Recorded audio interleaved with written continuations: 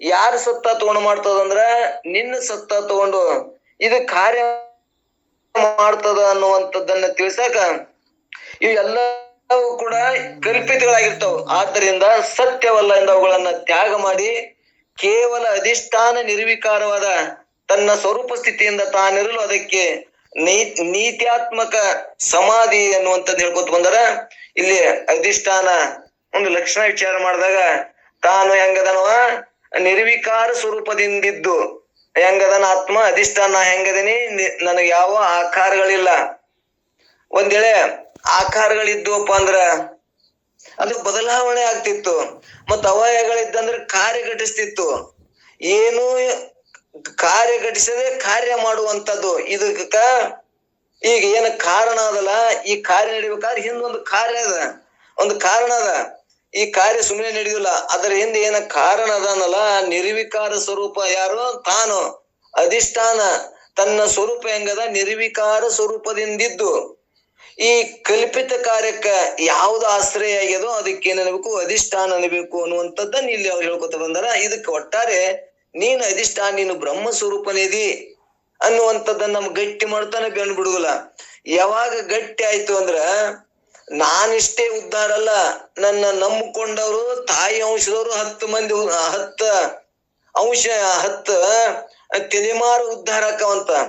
ಅಂದ್ರೆ ನನ್ನ ನಂಬಿಕೊಂಡವ್ರು 10 ತಲೆಮಾರು ಉದ್ಧಾರ ಆಕ್ಕಾರ. ಅಂದ್ರೆ ಮುಂದೆ ಹೇಳುವಂತ ಮುಂದಿನ ಪದ್ಯದೊಳಗೆ ಹೇಳ್ತಾರ, ಮುಂದಿನ ಪದ್ಯದೊಳಗ ತಂದೆ ಅಂಶದವರು ಎಷ್ಟೋ ಮಂದಿ ಉದ್ಧಾರ ಆಕ್ಕಾರಂತ. ಅವ್ರು ಹಂಗೆ ಬಹುಚಕ್ರದೊಳಗೆ ತಿರುಗ್ತಾ ಇರ್ತಾರಂತ. ಒಬ್ಬ ಹಿಂಗ್ ತಿಳ್ಕೊಂಡಂದ್ರ ನಾನು ಬ್ರಹ್ಮ ಸ್ವರೂಪನೇ ಇದೀನಿ ಅಂತ ಒಬ್ಬಗ ಜ್ಞಾನ ಆದ್ರ ಅವ್ರ ತಂದೆ ತಾಯಿಗೂ ಕೂಡ ಅವ್ರಿಗೆ ಏನಾಗ್ತದಂದ್ರ ಮನುಷ್ಯ ಜನ್ಮ ಬಂದು ಅವರು ಜ್ಞಾನವನ್ನು ಮಾಡ್ಕೊಂಡು ಮೋಕ್ಷವನ್ನು ಹೊಂತಾರಂತ. ಒಬ್ಬ ಜ್ಞಾನಿ ಹಿಂಗ್ ತಿಳ್ಕೊಂಡ್ರೆ ಎಂತ ಶಕ್ತಿ ಇರ್ಬೇಕು ಆ ಬ್ರಹ್ಮ ಜ್ಞಾನದೊಳಗ. ನಾವು ಸ್ವಲ್ಪ ವಿಚಾರ ಮಾಡಿದ್ರ ಇದ್ರ ಎಂತ ಜ್ಞಾನದೊಳಗೆ ಎಂತ ಶಕ್ತಿ ಅದಲ್ಲಪ್ಪ. ನಾವ್ ಇದನ್ನ ಮಾಡದೆ ಬರೇ ಇದು ಯಾವ್ದು ಅನಿತ್ಯವಾದ ಪದಾರ್ಥಗಳನ್ನ ಸತ್ಯ ಅಂತ ತಿಳ್ಕೊಂಡು ಅನಿತ್ಯಕ್ಕಾಗಿ ನಮ್ಮ ಆಯುಷ್ಯವನ್ನ ಬಡದಾಡಿ 100 ವರ್ಷವನ್ನ ಅನಿತ್ಯವಾದದ್ದು ಬಿಟ್ಟು ಹೋದುದು.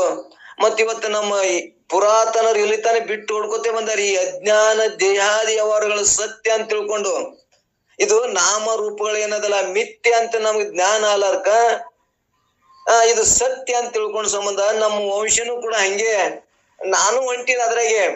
ಆದ್ರೂ ನಮ್ಮವ್ರು ಇದಕ್ಕೆ ಹೋಗ್ಯಾರ. ನಾನಾದ್ರೂ ಇವತ್ತು ತಿಳ್ಕೊಂಡು ನಾನು ಅಷ್ಟೇ ಉದ್ಧಾರ ಅಲ್ಲ, ಅವ್ರನ್ನು ಕೂಡ ಉದ್ಧಾರ ಮಾಡ್ಬೇಕು, ತಿಳ್ಕೋಬೇಕು ಅನ್ನುವಂತ ವಿಚಾರ ನಮ್ಗೆ ಎಲ್ತಾನ ಬರುದಿಲ್ಲ. ಅಲ್ತಾನು ನಾವು ಚಕ್ರದೊಳಗೆ ತಿರುಗವ್ರಿ ಅನ್ನುವಂಥದ್ದನ್ನ ಈ ನುಡಿಯಿಂದ ನಮಗ್ ತಿಳಿದು ಬರ್ತದ. ಇಲ್ಲಿ ತನಗೆ ಯಾವ ಸಕಾರ ಮತ್ತು ನಿರಾಕಾರ ಪದಾರ್ಥಗಳು ತೋರುವೋ ಅವೆಲ್ಲಾ ಕೂಡ ಹೆಂಗಯ್ಯೋ ಅನಿತ್ಯ ಆಗ್ಯಾವು. ನಾ ತೋರ್ತೀನಿ ತೋರು ಎಲ್ಲವೂ ಕೂಡ ಹೇಳ್ಕೊತ ಬಂದೇವಿ. ಈ ತೋರು ಎಲ್ಲ ದೃಶ್ಯ ಅದಾವು. ತಾನು ನೋಡವನು ದೃಕ್ಕದನ. ದೃಕ್ಕದ ಜ್ಞಾನ ಆಯ್ತು ಅಂದ್ರ ತೋರು ಜ್ಞಾನ ಬಿಟ್ಟು ದೃಕ್ಕ ಜ್ಞಾನ ಆಯ್ತಂದ್ರ ಇವು ಇಂದ್ರಿಯಗಳು ನನ್ನ ಸತ್ತ ತಗೊಂಡು ನನ್ನ ಒಳಗೆ ನೋಡಂಗಿಲ್ಲ. ಅವು ಹೊರಮುಖವಾಗಿ ಜ್ಞಾನೇಂದ್ರಿಯ ಮುಖಾಂತರ ಕರಿಮೆ ಬರೀ ಹೊರಗೆ ನೋಡ್ತಾವು. ಯಾವಾಗ ಈಗ ನಾನೇ ಅರು ಸ್ವರೂಪ, ನಾನೇ ಸುಖ ಸ್ವರೂಪನಿದೀನಿ ಅಂತ ನನ್ನ ಒಳಗ್ ನೋಡಕತ್ತು ಅಂದ್ರ ನಾನೇ ಇದೇನೈತಪ್ಪ ಅಂದ್ರೆ ಇದೊಂದು ಸಮಾಧಿ, ಇದೊಂದು ಜ್ಞಾನ ಅನ್ನುವಂಥದ್ದನ್ನ ತಿಳ್ಸಕ ಈ ನುಡಿಯೊಳಗ ಅದಕ್ಕೆಲ್ಲದಕ್ಕೂ ಕೂಡ ನೈತ್ಯಾತ್ಮಿಕ ಸಮಾಧಿ ಅಂತ ಹೇಳ್ಕೊತ ಬಂದಾರ. ಈಗ ಮುಂದ 8ನೇ ನುಡಿಯೊಳಗ ಸಕಾರ ನಿರಾಕಾರಿ ವಸ್ತುಗಳು ತನ್ನ ನಿಜ ಸ್ವರೂಪದಲ್ಲಿ ಕಾಣಿಸದೆ ಸಕಾರ ನಿರಾಕಾರ ವಸ್ತುಗಳು ತನ್ನ ನಿಜ ಸ್ವರೂಪದಲ್ಲಿ ಕಾಣಿಸದೆ ಇರ್ಲಾಗಿ ಅದು ನೈತ್ಯಾತ್ಮಿಕ ಸಮಾಧಿ ಅನ್ನುವಂಥದ್ದನ್ನ ಹೇಳ್ಕೊತ ಬರ್ತಾರ. ಅಂದ್ರೆ ಇಲ್ಲಿ ಏನ್ ಹೇಳ್ತಾರಂದ್ರ ಸಕಾರ ಒಬ್ಬ ಬ್ಯಾರೆ, ನಿರಾಕಾರ ಒಬ್ಬ ಬ್ಯಾರೆ ಎಲ್ಲ, ಒಬ್ಬನೇ ಪರಮಾತ್ಮ. ಸಕಾರನು ಅಕ್ಕನ ನಿರಾಕಾರ ಅಕ್ಕನ ಅಂತ ನಾವ್ ಹೇಳ್ಕೊತ ಬಂದೇವಿ. ಗುರು ರೂಪದಾಗ ಬಂದಾಗ ಈಕಲಿ ಸಕಾರ ಆಗ್ತಾನ. ಅದೇ ಗುರು ಅದೇ ಪರಮಾತ್ಮನೇ. ಪರಮಾತ್ಮ ಹೆಂಗ ಏನಲ್ಲಿ ಒಬ್ಬನೇ ಪರಮಾತ್ಮ. ಸಕಾರ ಮತ್ತು ನಿರಾಕಾರ ಎರಡೂ ಆಗ್ತಾನ. ನಿರಾಕಾರ ಬ್ರಹ್ಮ ಗುರುವಿನ ಮುಖಾಂತರ ಸಕಾರ ರೂಪವಾಗಿ ನಮ್ಗೆ ಜ್ಞಾನವನ್ನು ಬೋಧಿಸ್ತಾನ ಅನ್ನುವಂಥದ್ದನ್ನ ಸಕಾರ ನಿರಾಕಾರ ಏಕೋಭಾವ ನಮ್ಮ ಕೂಡಲ ಸಂಗಮ ದೇವ ಅಂತೇಳಿ ಇಲ್ಲಿ ಬಸವಣ್ಣವರು ಕೂಡ ಹೇಳ್ಯಾರ. ಅಲ್ಲಿ ಬಸವಣ್ಣವ್ರ ವಚನ ಎಷ್ಟು ನಮ್ಗೆ ಈ ಪ್ರಶಸ್ತ ಈ ಸದ್ ಪರಮಾನುಭೂತಿ ಒಳಗಂದ್ರ ಅಂದ್ರ ಪರಮಾತ್ಮ ಈ ಪರಿಪೂರ್ಣ ಎಲ್ಲದ್ರಾಗೋದಾನಂತ ತಿಳ್ಸಾಕ, ಎಲ್ಲದ್ರ ತಾನೇ ಅದಾನಂತ ತಿಳ್ಸಾಕ ಆ ಒಂದು ವಚನ ಮುಖಾಂತರ ಹೇಳ್ತಾರ. ಮತ್ ಇನ್ನೊಂದು ನಮಗ ಇನ್ನೊಂದು ವಿಚಾರ ಬರ್ತದ ಇಲ್ಲಿ. ಒಬ್ಬೊಬ್ರು ಏನ್ ಹೇಳ್ತಿರ್ತಾರ ಅಂದ್ರ ದ್ವೈತಿವಾದಿಗಳು, ದೇವ್ರ ನಾವ್ ಏನ್ರ ಅಂದ್ರ ಅಲ್ಲಿ ಅದಾನ ಇಲ್ಲಿ ಅದಾನ ಗುಡಿಯಾಗ ಅದಾನ ಅಂತೇಳಿ ನಾವ್ ಏನ್ರ ಹೇಳಿದ್ರ ಒಬ್ಬರು ಅಲ್ಲಿ ಹೇಳ್ತಾರೆ, ದೇವ್ರ ಗುಡಿಯಾಗ ಯಾಕದಾನ, ಕಲ್ಲಾಗ ಯಾಕದಾನ, ಅಲ್ಲಿ ಅದಾನ, ಇಲ್ಲಿಲ್ಲನು ಅಲ್ಲಿ ಇಲ್ಲಿ ಅಂತಾರ. ಆದ್ರ ಅದೇ ವಚನದೊಳಗೆ ವಿಚಾರ ಮಾಡಿದ್ರ ಬಸವಣ್ಣವ್ರಿಗೆ ಒಂದು ಎಂತ ಅನುಭವ ಅದಂದ್ರ ಹೆಂಗ ತೋರ್ಸ್ಯಾರ ಅಂದ್ರ ಪರಿಪೂರ್ಣ ಎಲ್ಲಾ ಕಡೆ ಅದಾನವ. ಗುಡಿಯಾಗನು ಅದಾನ, ಹೊರಗು ಅದಾನ. ಗುಡಿಯಾಗಿಲ್ಲನು, ಗುಡಿಯಾಗನು ಅದಾನ, ಮತ್ ಒಬ್ಬನೇ ಅದಾನಂದ್ರ ಪರಿಪೂರ್ಣ ಅದಾನಂದ್ರ ಎಲ್ಲಾ ಕಡೆ ಅದಾನ. ನಮಗ್ ಕಾಣಾಕ್ ಬರುದಿಲ್ಲ. ನಾವ್ ಏನ್ ತಿಳ್ಕೊಂಡಿ ಗುಡಿಯಾಗಿ ಇಷ್ಟೇ ಅದಾನ ಅನ್ನೋದೇ ಇದೊಂದು ಅಜ್ಞಾನ. ಅವ್ ಪರಿಪೂರ್ಣ ಎಲ್ಲಾ ಕಡೆ ಅದಾನ. ಇಲ್ಲಿ ಅದಾನ, ಅಲ್ಲಿ ಅದಾನ. ಅಲ್ಲಿ ನಮಸ್ಕಾರ ಮಾಡಿದ್ರು ತನಗೇ ಮಾಡ್ಕೋತಾನ, ಇಲ್ಲಿ ಹೊರಗ ಮಾಡಿದ್ರು ತನಗೇ ಮಾಡ್ತಾನ. ಅವ ಹೆಂಗದಾನ? ಸಕಾರನು ಅದಾನ, ನಿರಾಕಾರನು ಅದಾನ. ಮತ್ತೆ ಎಲ್ಲದ್ರೊಳಗೂ ಅವನೇ ತುಂಬ್ಕೊಂಡಾನ. ಅವ ಇಲ್ಲದ ಯಾವ ಒಂದು ಹುಲ್ಲು ಕಡ್ಡಿನೂ ಚಲಿಸುವುದಿಲ್ಲ. ಅವ ಇಲ್ಲದ ವಸ್ತುನೇ ಇಲ್ಲ ಅನ್ನುವಂತ ತಿಳ್ಕೊಂಡಾಗ ಅವ ಪರಮಾತ್ಮ ಹೆಂಗದಾನ? ನಾನು ಆತ್ಮ, ನಾನು ಪರಮಾತ್ಮ ಹೆಂಗದೇನೆ, ನಮಗ ಪರಿಪೂರ್ಣವಾಗಿದ್ದೀನಿ ಎನ್ನುವಂಥದ್ದನ್ನ ಗಟ್ಟಿ ಮಾಡಾಕ. ಮತ್ ಇನ್ನೊಂದು ಇದನ್ನ ಅವ್ರು ಇವತ್ತೇನ್ ಹೇಳೋರು ಅದಾರಂದ್ರ, ಬಸವಣ್ಣವ್ರು ಒಂದ್ ವಚನ ಏನ್ ಹೇಳ್ಕೊತ ಬಂದಾರದ, ಇಲ್ಲಿ ಅಂದ್ರ ನಮ್ಗ ಒಂದೊಂದ್ ತರ ತಿಳ್ಕೊಂಡ್ ಇದೆ ಇಷ್ಟೇ ಅಂತ ತಿಳ್ಕೊತೀವಿ. ಸಕಾರನ ಇದಾನ ಅಂತ ಹಿಂಗ ವಾದ ಮಾಡ್ತಾರ, ನಿರಾಕಾರದಂತೂ ವಾದ ಮಾಡ್ತಾರ. ಎರಡಕ್ಕೂ ನೀನೇ ಆಶ್ರಯದಿ, ನೀನೇ ಅದಿ ಅನ್ನುವಂಥದ್ದನ್ನ ಗಟ್ಟಿ ಮಾಡಕ್ ನಮಗ ಇಲ್ಲಿ ಒಂದು ವಚನ ಏನ್ ಹೇಳ್ತಾರ, ಅಂತರಂಗದಲ್ಲಿ ಅರಿವಾದಡೇನಯ್ಯ, ಬಹಿರಂಗದಲ್ಲಿ ಕ್ರಿಯೆ ಇನ್ನಿಲ್ಲದನ್ನಕ್ಕರ. ನಿನಗೆ ಅಂತರಂಗದೊಳಗೆ ಅರಿವು ಆಯ್ತು, ನಾನು ಬ್ರಹ್ಮ ಸ್ವರೂಪನೇ ಇದೀನಿ ಅಂತ ಗುರ್ತಾಯ್ತು. ಒಳಗಿಷ್ಟೇ ಅದ ನಾನು ಪರಮಾತ್ಮ, ಸಕಾರ ಮತ್ತು ನಿರಾಕಾರನು ಅದಾನವ. ನಿರಾಕಾರನು ಅದಾನಂದ್ರ ಎಲ್ಲಾ ಕಡೆ ಅದಾನ. ಅಂತರಂಗದಲ್ಲಿ ಅರಿಯವಾದಡೇನಯ್ಯ, ಬಹಿರಂಗದಲ್ಲಿ ಕ್ರಿಯೆಯಲ್ಲೇ ಬೇಕಲ್ಲ ಅನ್ನುವಂಥದ್ದನ್ನ ತಿಳ್ಸಕ ಅದಕ್ ಮತ್ತ ಒಂದ್ ಎರಡು ದೃಷ್ಟಾಂತ ಕೊಟ್ಟು ತಿಳಿಸಿ ಹೇಳ್ತಾರ. ದೇಹ ಇಲ್ಲದಿದ್ದರೆ ಪ್ರಾಣಕ್ಕೆ ಆಶ್ರಯ ಉಂಟೆ, ಕನ್ನಡಿ ಇಲ್ಲದಿದ್ದರೆ ತನ್ನ ಮುಖ ಕಾಣಬಹುದೇ. ಭಗವಂತ ಹೆಂಗದನ? ಸಕಾರ ನಿರಾಕಾರ ಏಕೋಭಾವ ನಮ್ಮ ಕೂಡಲ ಸಂಗಮ ದೇವ. ಸಕಾರ ರೂಪದಾಗನು ಅದಾನ, ನಿರಾಕಾರ ರೂಪದಾಗ ಅದಾನ.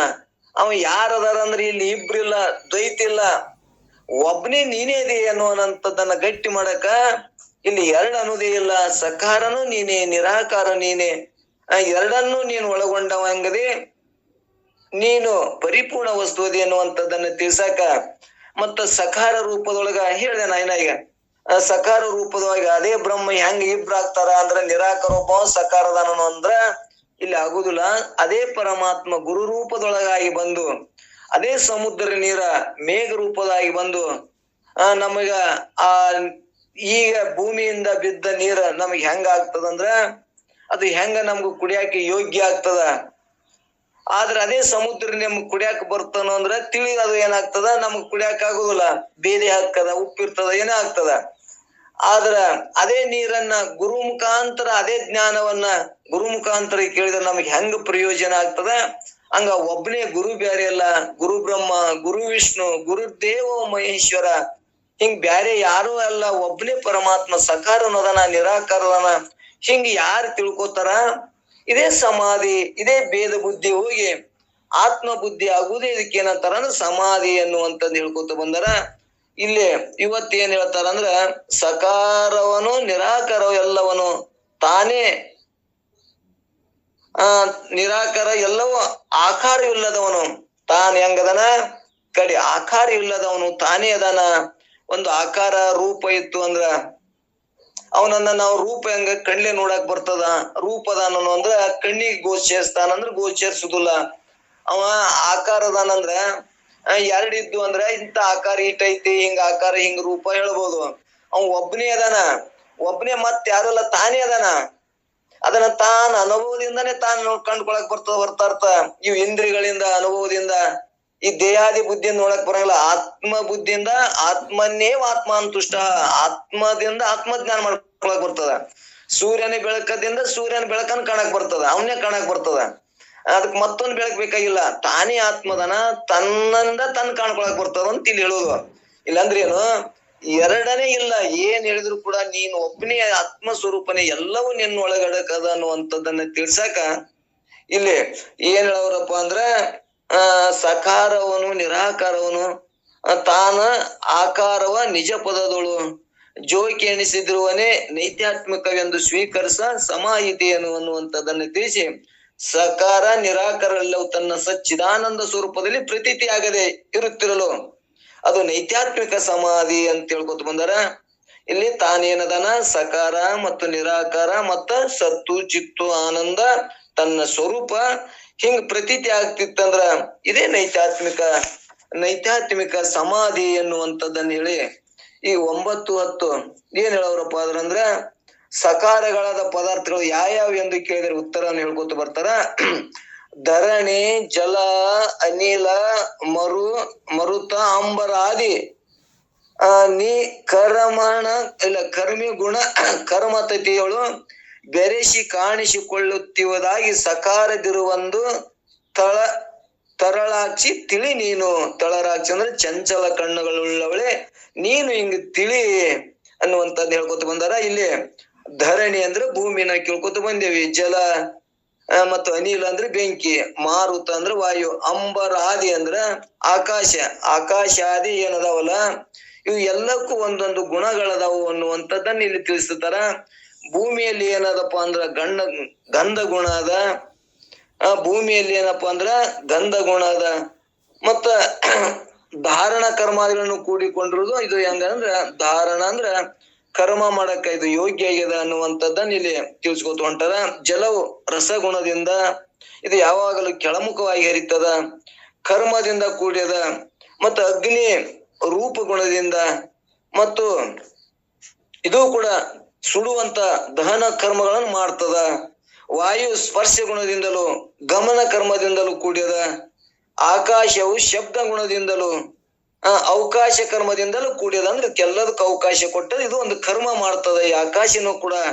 ಹಿಂಗ 5 ಪ್ರಕಾರ ಭೂಮಾದಿ ಪಂಚಭೂತಗಳು ತಮ್ಮ ಗುಣಕರ್ಮಾದಿ ಸಮೂಹದಿಂದ ಕೂಡಿ ದೃಶ್ಯಗಳಾಗಿ ಆವರಿಸಿಕೊಳ್ಳುವುದರಿಂದ ಇವೆಲ್ಲವೂ ಕೂಡ ಸಕಾರವಾಗಿ ಹಿಂಗ 5 ಭೂತಗಳು ಕೂಡ ನಮಗ ಹಿಂಗ ಒಂದೊಂದು ಕಾರ್ಯ ಮಾಡ್ತಾವ. ಅಂದ್ರೆ ಸಕಾರ ರೂಪದಿಂದ ಕಾರ್ಯ ಮಾಡ್ತಾವ ಅನ್ನುವಂಥದ್ದನ್ನ ನಾವು ಕೇಳ್ಕೊಂಡ್ ಬಂದಿ. ಎಲ್ಲರಿಗೇನು ಅನುಭವ ಅದ. ಇಲ್ಲಿ ಭೂಮಿ ಒಳಗ ಎಷ್ಟಪ್ಪ ಅಂದ್ರ 5 ಗುಣ ಅದಾವ ಅನ್ನುವಂಥದ್ದನ್ನ ಕೇಳ್ಕೊಂಡ್ ಬಂದೆ. ಇದು ಒಂದು ಕರ್ಮ ಮಾಡ್ತದ. ಭೂಮಿಯ ಗಂಧ ಗುಣದ ಧಾರಣೆ ಹೊತ್ತು ಇದು ಕರ್ಮ ಮಾಡ್ತದ. ಅಂದ್ರ ಜಲ ಇದು ರಸಗುಣದಿಂದ ಕೂಡಿ ಇದು ಕೆಳಮುಖವಾಗಿ ಹರಿದು ಇದೊಂದು ತಳಮುಖವಾಗಿ ಹರಿದು ಅದ್ರ ಕರ್ಮ. ಮತ್ತ ಅಗ್ನಿ ರೂಪ ಗುಣದಿಂದಲೂ ದಹನ ಅಂದ್ರ ಉರಿಯುವಂತ ಇದು ಇದ್ರದ್ದು ಒಂದು ಕರ್ಮ ಮಾಡ್ತದ. ವಾಯು ಸ್ಪರ್ಶ ಗುಣದಿಂದ ಗಮನ ಮಾಡ್ತದ, ಇದೊಂದು ಕರ್ಮ ಮಾಡ್ತದ. ಆಕಾಶವು ಶಬ್ದ ಗುಣದಿಂದಲೂ ಮತ್ತು ಇದಕ್ಕೆ ಶಬ್ದದಿಂದ ಅವಕಾಶ ಕೊಟ್ಟದ ಅನ್ನುವಂಥದ್ದನ್ನ ತಿಳ್ಕೊಂಡು ಬಂದೀವಿ. ಹಿಂದಕ್ಕೂ ಕೂಡ ಆಕಾಶದ ಒಂದೇ ಶಬ್ದ ಗುಣ ಅದ, ಅದು ಶಬ್ದ ಗುಣ ಕಾರ್ಯ ಮಾಡಿದ ಮತ್ತೆ ಇರಾಕ ಅವಕಾಶ ಕೊಟ್ಟದ. ಆಕಾಶದ ಅನ್ನುವಂತ 5 ಭೂತಗಳು ನಮ್ಮ ದೇಹದೊಳಗದಾವು ಅನ್ನುವಂಥದ್ದನ್ನ ನಾವು ತಿಳ್ಕೊಂಡು ಬಂದೇವಿ. ಇದು ಆಕಾಶದ ಒಂದೇ ಶಬ್ದ ಗುಣ ಅದ. ವಾಯುದು 2 ಗುಣ ಅದಾವು, ಶಬ್ದ ಗುಣ ಮತ್ತು ಸ್ಪರ್ಶ ಗುಣ 2 ಗುಣ ಅದಾವು. ಮತ್ತು ಅದು ರಸಗುಣವನ್ನಾಗಿ ಕೆಳಮುಖವಾಗಿ ಹರಿತದ ಅನ್ನುವಂಥದ್ದನ್ನ ತಿಳಿಸೋಕ ಇವು 5 ಭೂತಗಳ ಕಾರ್ಯಗಳು ಹೆಂಗ ಮಾಡ್ತಾವ ಅನ್ನುವಂಥದ್ದನ್ನ ಇದು ಸಕಾರ ಇದು ಕಾರ್ಯ ಮಾಡ್ತಾವು ಅನ್ನುವಂಥದ್ದನ್ನ ನಮ್ಮ ದೇಹ 5 ಭೂತಗಳಿಂದ ಕೂಡಿ ಏನ ಕಾರ್ಯ ಮಾಡ್ತಲ್ಲ ಹಂಗ 5 ಭೂತಗಳು ಕೂಡ ಅವು ಆತ್ಮನ ಸತ್ತ ತಗೊಂಡು ಅವು ಕಾರ್ಯ ಮಾಡ್ತಾವು ಅನ್ನುವಂಥದ್ದನ್ನ ಇಲ್ಲಿ ನಮಗ ಈ ನುಡಿಯೊಳಗೆ ಹೇಳ್ಕೊತ ಬಂದಾರ. ಇಲ್ಲಿ ಆಕಾಶದಾಗ ಶಬ್ದ ಗುಣ 1 ಗುಣ ಐತಿ, ಜಲದೊಳಗೆ 2 ಗುಣ ಅದಾವು, ಇಲ್ಲ ವಾಯುದೊಳಗೆ 2 ಗುಣ ಅದಾವು, ಸ್ಪರ್ಶ ಗುಣ ಮತ್ತು ಶಬ್ದ ಗುಣ. ಗಾಳಿನೂ ಕೂಡ ಬರ್ರ ಅಂತದ, ಅದು ಶಬ್ದ ಗುಣ ಅದ. ಮತ್ತ ಅದು ಬಂದು ಬಟ್ಟಾಗ ನಮಗ ಶೀತ ಉಷ್ಣ ಸ್ಪರ್ಶ ಗುಣ ಅದ. ಮತ್ತು ಅಗ್ನಿ ಒಳಗ 3 ಗುಣ ಅದಾವು, ಅಲ್ಲಿ ಸ್ಪರ್ಶ ಗುಣನೂ ಅದ, ಶಬ್ದ ಗುಣನೂ ಅದ, ಮತ್ತ ಸ್ಪರ್ಶ ಗುಣನೂ ಅದ. ಅಲ್ಲಿ ರೂಪ ಗುಣ ಅಂದ್ರೆ ಉರಿ ಎತ್ತಿದ್ದು ಕಾಣ್ತದ ನಮಗ. ಮತ್ತದು ಸ್ಪರ್ಶ ಅಂದ್ರೆ ಸುಡ್ತದ, ಸನಿಯಕವಾದ್ರ ಸುಡುತನೂ ಅದ. ಮತ್ತದು ಇನ್ನೊಂದು ಯಾವ್ದಪ್ಪ ಅಂದ್ರ ಪಟ್ ಪಟ್ ಪಟ್ ಹತ್ತಿರ್ತಾವ, ಉರಿ ಒತ್ತಿ ಹತ್ತದಾಗ ಅದ. 3 ಗುಣ ಉಳ್ಳದ್ದು ಯಾವುದು? ಅಗ್ನಿ ಅನ್ನುವಂಥದ್ದನ್ನ ಇಲ್ಲಿ ಕೇಳ್ಕೊಂಡ್ ಬಂದೇವಿ.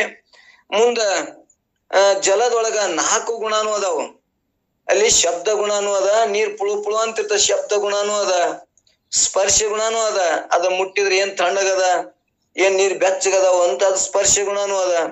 ಅದಕ್ಕ ರೂಪ ಗುಣನೂ ಅದ, ಎಟ್ಟು ತಿಳಿ ಅದಾವಪ್ಪ, ಏನ್ ನೀರ್ ಎಟ್ಟು ಚಂದ ಅದಾವ ಎಟ್ಟು ತಿಳಿ ಅದಾವ ಅಂತೇವಿ, ಅದಕ್ಕ ರೂಪ ಗುಣನೂ ಅದ. ಮತ್ತ ಅದಕ್ಕ ಕುಡುದ್ರಲಿಂದ ಸೌಳ ಸಪ್ಪ ಅದಕ್ಕ ರಸ ಗುಣನೂ ಅದಾವು ಅನ್ನುವಂಥದ್ದು ಕೇಳ್ಕೊಂಡು ಬಂದೇವಿ. ಅದೇ ಭೂಮಿ ಒಳಗ 5 ಗುಣಗಳದಾವು. ಆ ಪಂಚೀಕರಣ ಮುಂದೆ ಅದನ್ನ ಹೇಳ್ಬೇಕು. ಇಲ್ಲಿ ಏನೋ ಒಂದೊಂದು ಗುಣಗಳು ಒಂದೊಂದು ಕಾರ್ಯ ಮಾಡ್ತಾವು ಅನ್ನುವಂಥದ್ದನ್ನ ನೀವು ಕರ್ಮ ಮಾಡ್ತಾವು. ಇದು ಒಂದು ಯೋಗ. ನಮ್ಗೆ ಇದು ಒಂದು ಯೋಗವನ್ನ ತಿಳ್ಸಕ, ಇದೊಂದು ಸಮಾಧಿ ಯೋಗವನ್ನ ತಿಳ್ಸಕ ಈ ಭೂಮಿನೂ ಕೂಡ 5 ಗುಣಗಳನ್ನು ಒಳಗೊಂಡದ ಅಂತೇಳಿ ನಮ್ಗೆ ತಿಳಿಸ್ಕೋತ ಬಂದಾರ. 5 ಗುಣಗಳು ಯಾವ್ದಂದ್ರೆ ಶಬ್ದ ಗುಣನೂ ಅದ. ಭೂಮಿನೂ ಕೂಡ ಢಮ್ ಅಂತದ, ಒಮ್ಮೆ ಸಪ್ಳ ಮಾಡ್ತದ, ಅದ್ರ ಶಬ್ದ ಗುಣನೂ ಅದ. ಮತ್ತ ಅದಕ್ಕ ಸ್ಪರ್ಶ ಗುಣನೂ ಅದ. ಸ್ಪರ್ಶ ಅಂದ್ರೆ ಅದನ್ನ ಹಿಡಿದು ಮೂಸಿ ನೋಡ್ತೇವೆ. ಇಲ್ಲ, ಸ್ಪರ್ಶ ಅದಂದ್ರೆ ಅದು ಹಿಡಿದ್ರಲಿಂದ ನಮಗೇನೈತಿ, ಭೂಮಿ ಸೌಳದ, ಆಕಾರದ, ಹಿಂಗ್ ಕಪ್ಪದ, ಬೆಳಗದ, ಹಿಂಗೆಲ್ಲಾ ನಾವು ಭೂಮಿ ತಗೊಳ ಮುಂದೆ ಎಲ್ಲಾ ವಿಚಾರ ಮಾಡ್ತೇವೆ. ಅದ್ರೊಳಗ 2 ಗುಣಾನು ಅದಾವು ಅನ್ನುವಂಥದ್ದನ್ನ ತಿಳ್ಕೊಬೇಕು. ಮತ್ತ ಭೂಮಿ ಒಳಗ ಶಬ್ದ, ಸ್ಪರ್ಶ, ರೂಪ ಗುಣಾನು ಅದ. ರೂಪ ಅಂದ್ರ ಕಪ್ಪು ಭೂಮಿ ಅದ, ಸೌಳು ಭೂಮಿ ಅದ, ಹಿಂಗ ಏನೇನೋ ಮಡ್ಡಿ ಭೂಮಿ ಅದ ಅಂತ ಅದನ್ನು ನಾವ್ ಏನ್ ಮಾಡ್ತೇವೆ, ಅದಕ್ಕೂ ಒಂದು ರೂಪ ಹೇಳ್ತೇವಿ. ಅದಕ್ ಸ್ಪರ್ಶನೂ ಐತಿ, ರೂಪನೂ ಐತಿ, ಮತ್ತ ಅದಕ್ಕ ರಸನೂ ಐತಿ. ಅಂದ್ರೆ ಸೌಳ ಒಗರ ಭೂಮಿಯನ್ನ ಬಾಯಿಗೆ ಹಚ್ಕೊಂಡ್ ನೋಡಿ ಹೇಳ್ತಾರ, ಇದು ಭೂಮಿ ಇದು ಹೆಂಗದಪ್ಪ ಅಂದ್ರ ಸೌಳು ಅದ, ಒಗರದ, ಉಪ್ಪು ಭೂಮಿ ಅದ, ಹಿಂಗ ಏನೇನು ಹೇಳ್ತಾರ. ಅದಕ್ಕ ಅದು ಗುಣ ಅದ. ಮತ್ತದು ಭೂಮಿದು ಮುಖ್ಯ ಗುಣ ಯಾವ್ದಂದ್ರ ಗಂಧ ಗುಣ. ಭೂಮಿ ಮಳಿ ಬಂದಾಗ ಅದು ನಾರ್ತದ. ಹಿಂಗ ಭೂಮಿಗಳಲ್ಲಿ 5 ಗುಣಗಳದಾವು ಅನ್ನುವಂಥದ್ದನ್ನ ಈ ನಮ್ಮೊಳಗ ಹಿಂಗ ಕಾರ್ಯ ಮಾಡ್ತಾವ. ಇದು ಒಂದು ಕರ್ಮ ಯೋಗ ಅಂತ ತಿಳ್ಕೊ.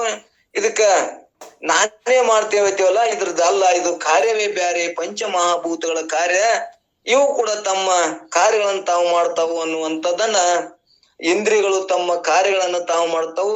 ಇಲ್ಲಿ ನಾನು ಮಾಡೋನು ಅಲ್ಲ, ನಾನು ಮಾಡಿಸಿಕೊಳ್ಳವನು ನಾನು ಅಲ್ಲ ಅನ್ನುವಂಥದ್ದನ್ನ, ಕರ್ತನೂ ಅಲ್ಲ, ಭೋಕ್ತನೂ ಅಲ್ಲ, ತಮ್ಮ ಕಾರ್ಯಗಳು ಅವು ಮಾಡ್ತಾವು. ಎಲ್ಲದಕ್ಕೂ ನಾನು ಆತ್ಮ ಹೆಂಗದೀನಿ, ಸಾಕ್ಷಿಯಾಗಿ ಇದೀನಿ. ಆತ್ಮನೇ ಬೇರೆ, ದೇಹವೇ ಬೇರೆ.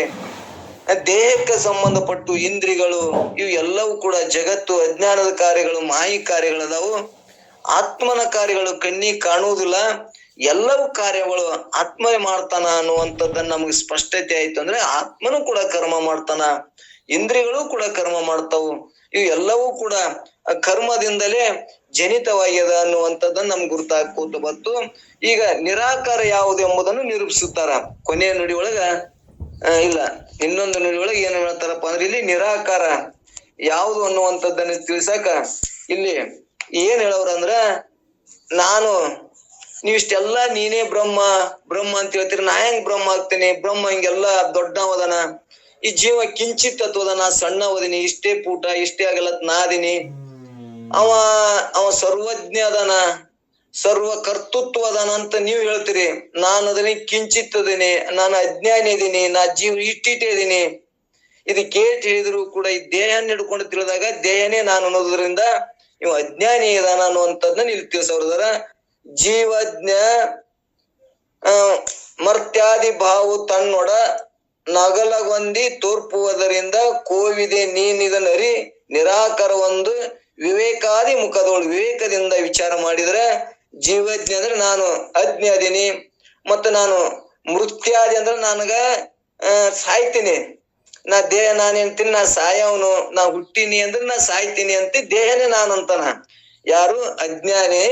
ಇದಕ್ಕೆ ನೀನು ವಿವೇಕಾದಿದಿಂದ ವಿಚಾರ ಮಾಡಿ ನೋಡು, ನೀ ಏನ್ ಆತ್ಮ ನೀ ಸಾಯತೇನು ಅನ್ನುವಂಥದ್ದನ್ನ ನಮ್ಗೆ ಯಾವ್ದು ದೊಡ್ಡ ರೋಗದ ದೊಡ್ಡ ಭಯ ಅದಂದ್ರೆ ಸಾವಿನ ಭಯ, ದೊಡ್ಡ ಭಯ, ಪ್ರಾಣದ ಭಯ ಮತ್ತು ಹಸಿವಿನ ಭಯ, ನಾಳಿನ ಭಯ, ಇವೆಲ್ಲ ಭಯನೇ ಅದ ನಮಗ. ಅದು ಎಲ್ಲದಕ್ಕಿಂತ ಸಾವಿನ ಭಯ ಅನ್ನೋದು ಎಷ್ಟು ದೊಡ್ಡದಲ್ಲ. ಅದಕ್ಕೆ ನಾನು ಸಣ್ಣವದಿನಿ, ನಾ ದೇಹನೇ ನಾನು, ನಾ ದೇಹ ಸಾಯ್ತೀನಿ ಅಂದ್ರ ಬ್ರಹ್ಮ ಹೆಂಗದನ? ಅವ ಹುಟ್ಟಿಲ್ಲ, ಅವ ಆಕಾರ ಇಲ್ಲ, ಅವ ಸಾಯಂಗಿಲ್ಲ. ಈ ದೇಹ ನಾನು ಅಂದ ನಾ ಸಾಯ್ತೀನಿ ಅಂತ ತಿಳ್ಕೊಂಡಿಲ್ಲ. ದೇಹವೇ ನಾನು ಅಂದಾಗ ಈ ಅಜ್ಞಾನಿ ನಾನು ಸಾಯ್ತೀನಿ ಅಂತ ತಿಳ್ಕೊಂಡಿಲ್ಲ. ಅದಕ್ಕೆ ನೀನ್ ಏನದಿಯಪ್ಪ? ಜೀವಜ್ಞ ನೀನು. ಅಜ್ಜ ಅಂದ್ರೆ ಜೀವನು, ನಾನು ಮೃತ್ಯು, ನಾನು ಈ ಭಾವನೆ ತನ್ನೊಡನೆ ಕೂಡಿ ಯಾವಾಗಲೂ ಈ ದೇಹದ ಸಂಬಂಧವಾಗಿ ತಿಳ್ಕೊಂಡು ಇವ ಏನ್ ಮಾಡ್ಯಾನ, ನಾನು ಅಜ್ಞಾನಿ ಇದೀನಿ, ನಾ ಸಾಯ್ತೀನಿ ಅನ್ನುವಂಥದ್ದೇನು ಭ್ರಾಂತಿ ಆಗ್ಯದಲ್ಲ. ಇದನ್ನ ಏನ್ ಹೇಳ್ತಾರ? ಕೋವಿದ ನೀನವನರಿ, ನೀನ್ ವಿವೇಕದಿಂದ ಅರಿದು ವಿಚಾರ ಮಾಡಿ ನೋಡು, ನೀ ಸಾಯ್ತೀಯೇನು ಅನ್ನುವಂಥದ್ದನ್ನ ಈ ನುಡಿ ಒಳಗೆ ಹೇಳ್ಕೋತ ಹೋಗ್ತಾರ. ನಾನು ಜೀವನು, ನಾ ಅಜ್ಞಾನಿ ಮನುಷ್ಯನು, ಈ ಮೊದಲಾದ ಭಾವನೆಗಳು ತನ್ನಲ್ಲಿ ವ್ಯವಹಾರ ಕಾಲಕ್ಕೆ ಆಗಿಂದಾಗೆ ತೋರ್ತಾ ಇರುತ್ತವೆ. ಈಗ ಶಾಸ್ತ್ರ ಕೇಳೋ ಮಂದಿ ಇಷ್ಟು ನಮ್ಗ ಸ್ಪಷ್ಟತೆ ಇರ್ತದ. ಶಾಸ್ತ್ರ ಬಿಟ್ಟುಗಳೇ ಬೇಡ, ಒಂದ್ 4 ದಿವಸ ಶಾಸ್ತ್ರ ಬಿಡ್ತೇವೆ ನಾವು. ಯಾಕಂದ್ರೆ ದೇಹಾದಿ ಬುದ್ಧಿ ಬಲಿತಾಗ ಒಂದ್ ಏನ್ರ ನಿಮಿತ್ತ ಮಾಡಿ ಇದೇನ್ ಬಿಡಪ್ಪ ಏನ್ ಬರ್ತ ಕೇಳಿದ್ರ ಅಂತ ತಿಳ್ಕೊಂಡು ಶಾಸ್ತ್ರ ಬಿಟ್ಟು ಬಿಡ್ತೇವೆ. ಬಿಟ್ಟಾಗ ಏನಾಗ್ತದ, ಅವ್ ದೇಹಾದಿ ಬುದ್ಧಿನೇ ಗಟ್ಟಿ ಆಗ್ತದ. ಈ ಕೇಳ ಮುಂದೆ ಹೌದು ನಾನು ಸಾಯವಲ್ಲ, ನಾನು ಕರ್ತೂನು ಅಲ್ಲ, ಭೋಕ್ತೂನು ಅಲ್ಲ, ಇವ್ ತಮ್ಮ ಕಾರ್ಯಗಳು ಇಂದ್ರಿಗಳು ಈ ಕಾರ್ಯ ಮಾಡ್ತಾವ, ನಾ ಮಾಡವಲ್ಲ, ನಾನು ಇದಕ್ ಸಾಕ್ಷಿ ಆತ್ಮ ಅಂತ ನಮ್ಗೆ ಎಲ್ಲರಿಗೂ ಸ್ಪಷ್ಟತೆ ಇರ್ತದ.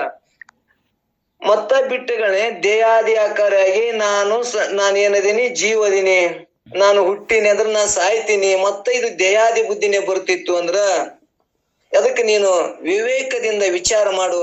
ಅಜ್ಞಾನಿ ನೀನಲ್ಲಪ್ಪ, ನೀನು ಸುಜ್ಞಾನಿ ಅದಿ, ನೀನ್ ಆತ್ಮ ಅದಿ ಅನ್ನುವಂಥದ್ದನ್ನ ಈ ನುಡಿಯೊಳಗ ಗಟ್ಟಿ ಮಾಡ್ತಾರ.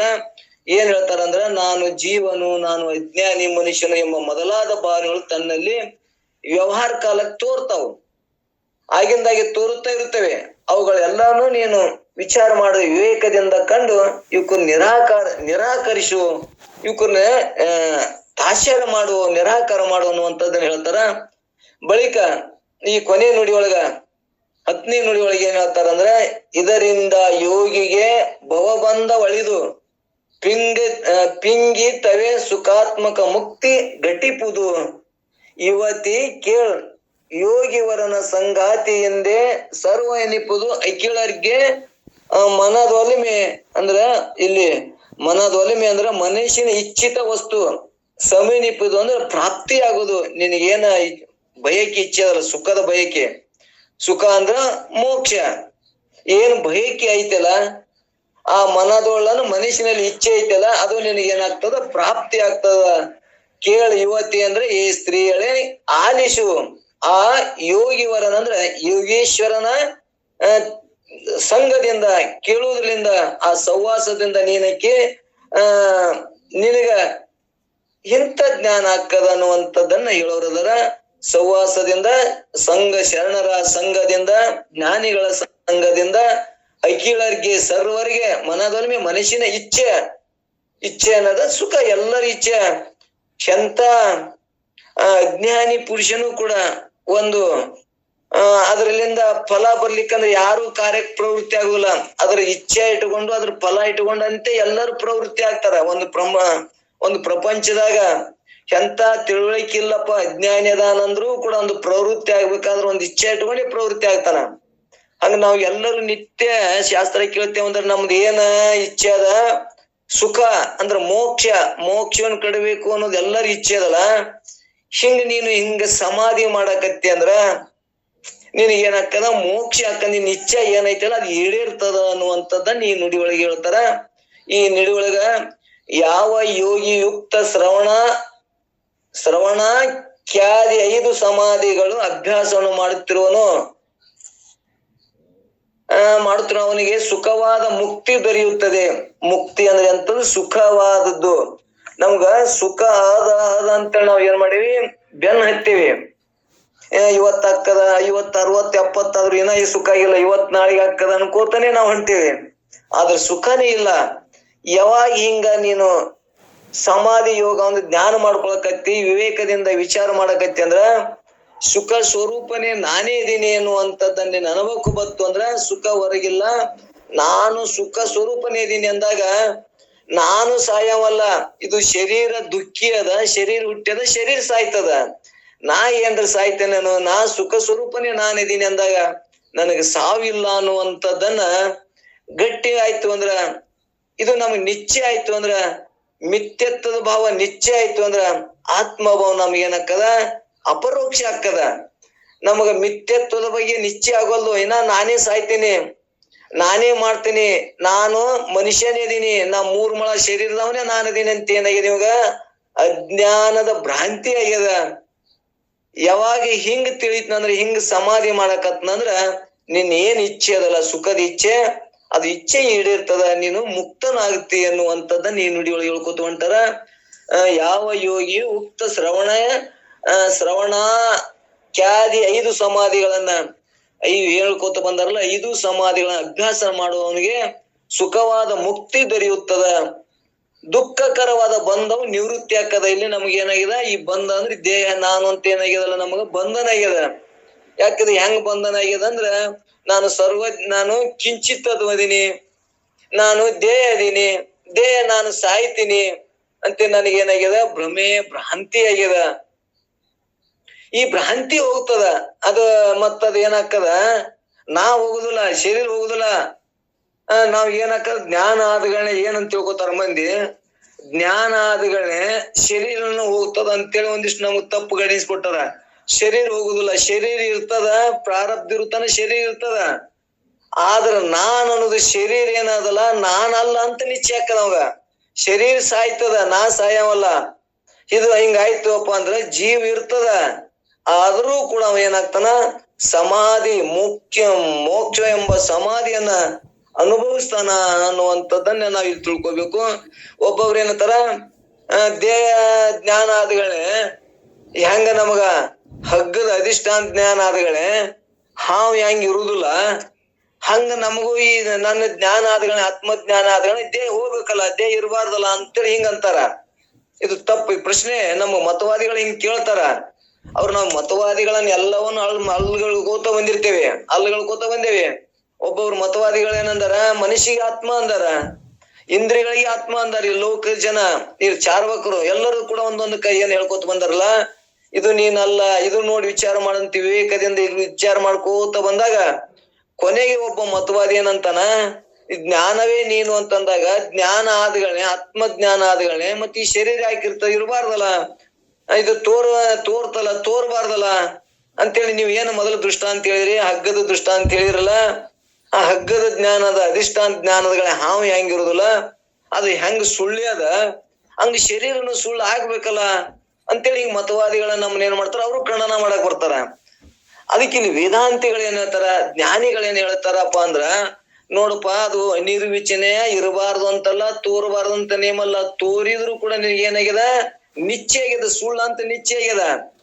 ಆ ಹಗ್ಗ ತೋರ್ಬಾರ್ದು ಅಂತಲ್ಲ, ತೋರ್ತದ. ತೋರಿದ್ರು ಕೂಡ ಅದು ಏನೈತಿ, ನಿನಗ ಜ್ಞಾನ ಆದಗಳೇ ನಿಶ್ಚಯ ಆಕ್ಕದ. ಮತ್ತ ತೋರದಿಂದ್ರು ಕೂಡ ನಮಗ ಆ ಆತ್ಮಜ್ಞಾನ ಆದಿಂದನು ಕೂಡ, ಹಗ್ಗದ ಜ್ಞಾನ ಆಗಿಂದನು ಕೂಡ ಕೆಲವು ಕ್ಷಣ ನಡುಗುದು, ಕಂಪನ ಆಗ್ತಿರ್ತದ. ಆವಿನ ಭಯದಿಂದ ನಡುಗ್ತಾನ, ಕಂಪನ ಮಾಡ್ತಾನ, ಮಾತ ತತ್ತರಿಸಿ ಬರ್ತಿರ್ತಾವು. ಜ್ಞಾನ ಆಗಿಲ್ಲನು, ಹಗ್ಗದ ಜ್ಞಾನ ಆಗ್ಯದ.